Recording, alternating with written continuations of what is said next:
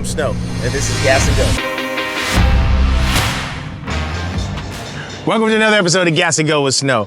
All right, I'm here with my man Ian. First of all, hey, thanks. I appreciate you taking the time to do this.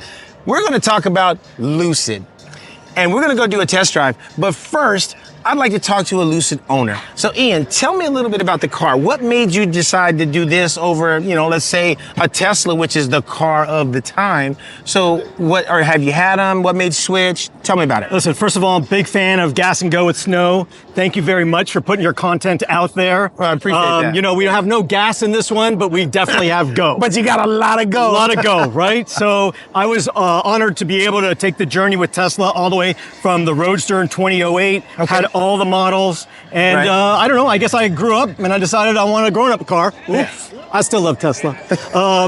But this car here is a 0 to 60 in 2.4 seconds, 500 miles on a charge, the first car company to be able to do that. Yeah. And when you get inside, you understand with massage seats, Right. air conditioning and heating front, back, all that kind of stuff.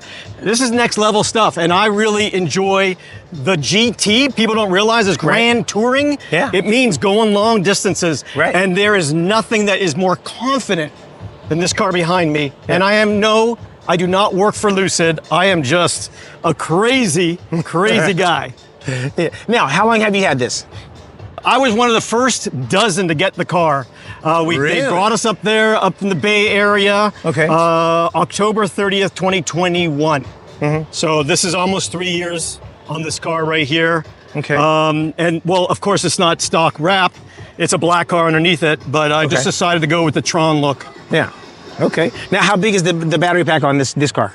Yeah, so this is their full-size 118 kilowatt-hour battery pack. They have all the models down to, I will show you, that black car over there is 2 months old. Okay. And that black car is the pure real-world drive. Okay.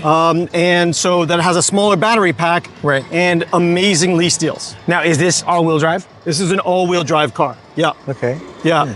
If you see, I got a poster on the other side, but now we were in Mexico at the time, and I did 171 in this car, and it was confidence all the way. Really? Rock solid at 171? Rock solid. The only reason I slowed down is because I realized maybe I shouldn't be doing 171, but so yeah, rock solid. No Now, problem. let me ask you this. We were in Mexico What once do you again. think the top speed on this is? Yeah, From your perspective. So I could just tell you that this car now, this used to be the top end. Now they have something called Lucid Sapphire. Yeah. So Lucid Sapphire does 0 to 60 in 1.8 plus seconds. 1.8 plus seconds. The quarter mile is under 9 seconds. That car will at least go 205. It can go faster, but they limited it. Yeah. So this one's limited also. Yeah. Wow. Yeah. So these things go. I told you, there's no gas. Yeah. But it go. But it got a lot of go. Yeah. All right. Hey, you know what? I think it's time to go and drive one of these things. I think you should. Hey, thanks for taking the time to show Thanks me for your coming car. by, say hi. But yeah, hey, we're gonna go and drive a Lucid. One of the Welshman's saying is every day is a school day. Well, I didn't know that Lucid is a California company. Now, not just California company, manufactured in Arizona, but all the design done in Newark, California, up in the Bay Area. And come over here and get a look at this real quick.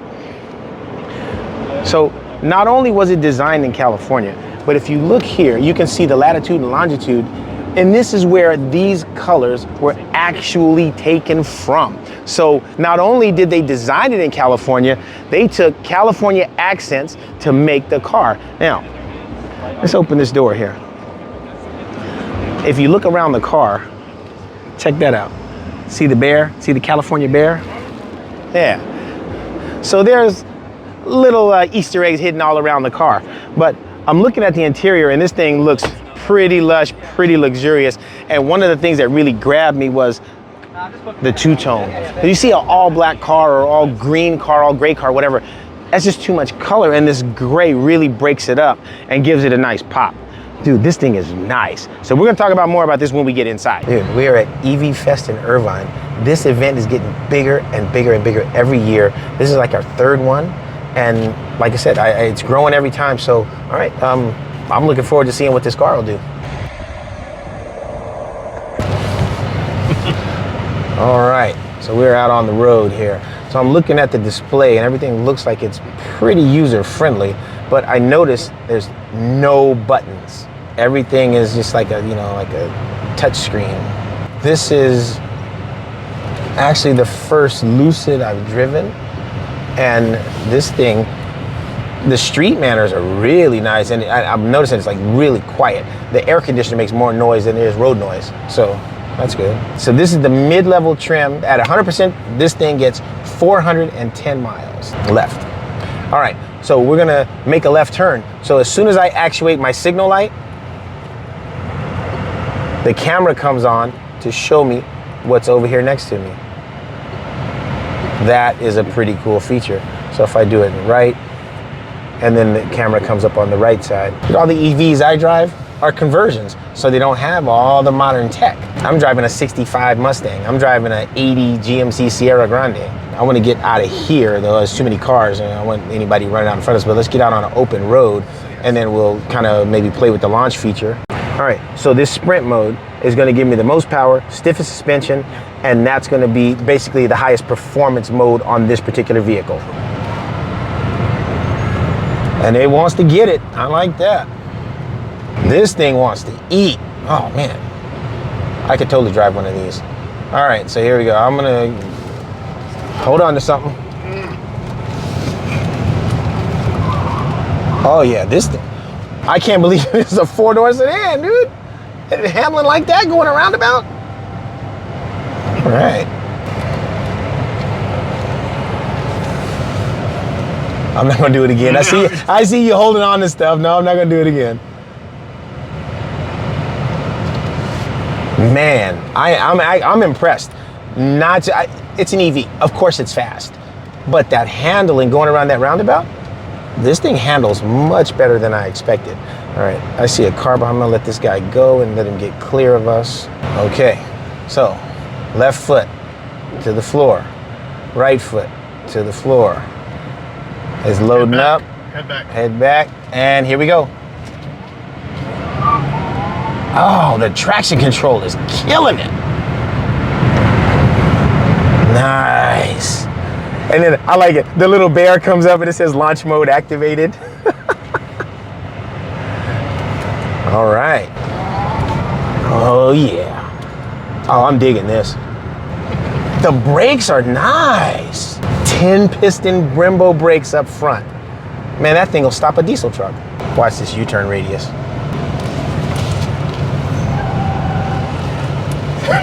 Dude, this thing turns so tight.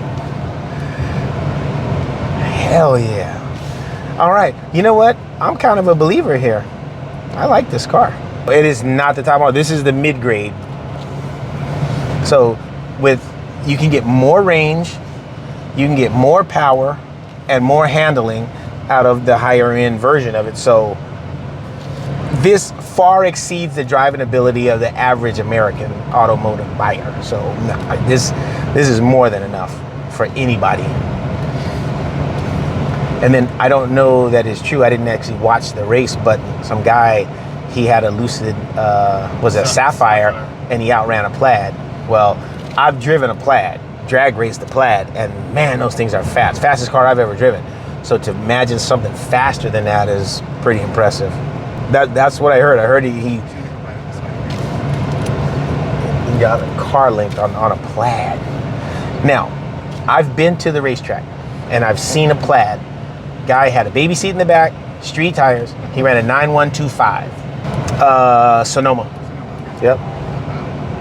Sonoma. It was high voltage. That's just it though. I mean, dude, there's really nothing to think of. I mean, the car does it all for you. I will tell you this.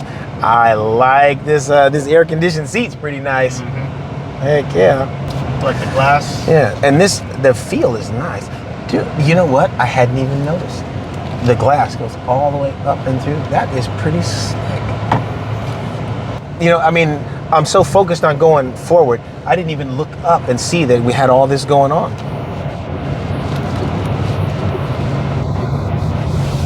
That is a killer turning radius, man.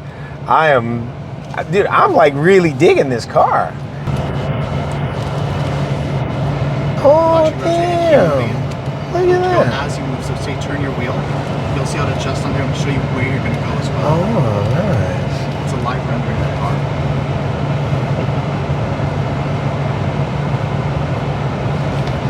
Dude, that is so slick. And then look at that. It even picks up the, you know, the concrete barrier there. That's nice. Okay.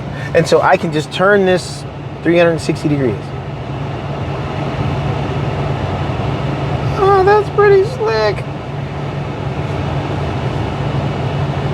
And this is a live 3D rendering. It is. Wow. Okay. Well, let's see how this thing charges. All right, we took a drive, you know, been getting it a little bit, so I wanted to know how the charging works. So we came to a charge station. So as simple as press, where are we at? There we go.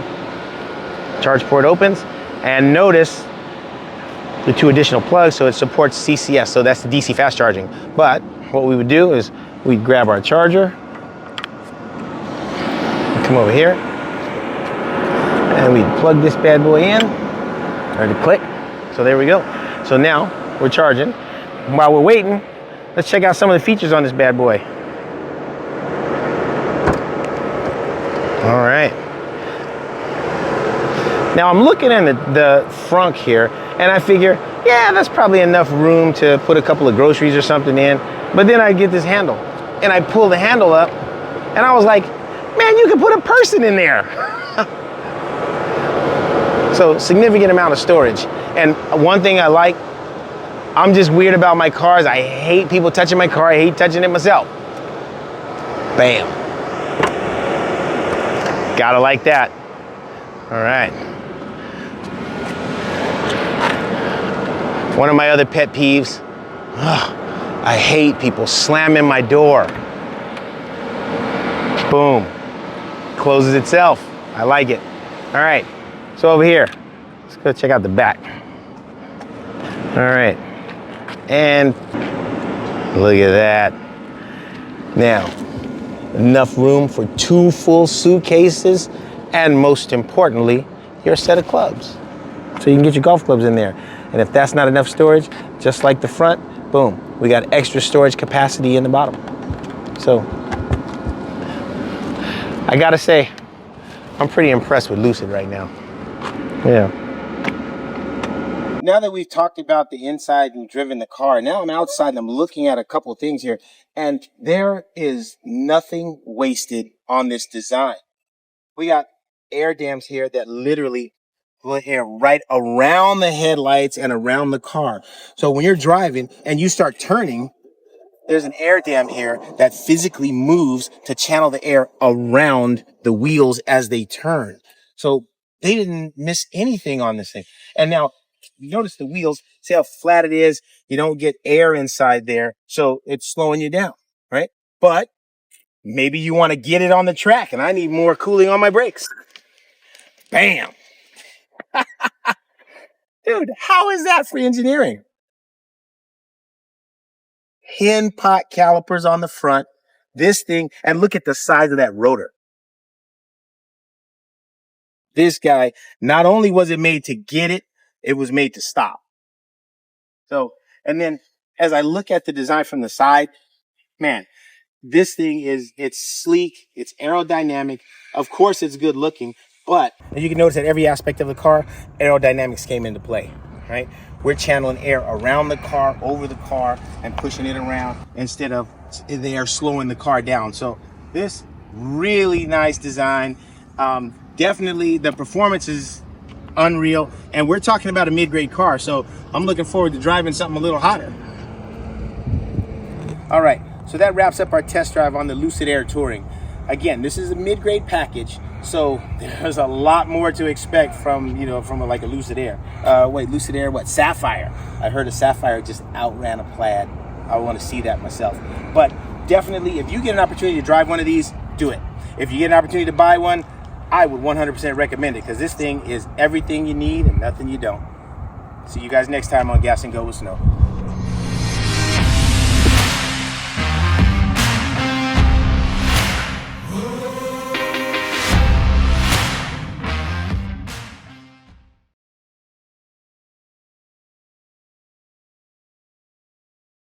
All right, well, it's 100 degrees out here. I'm getting back in the air conditioning.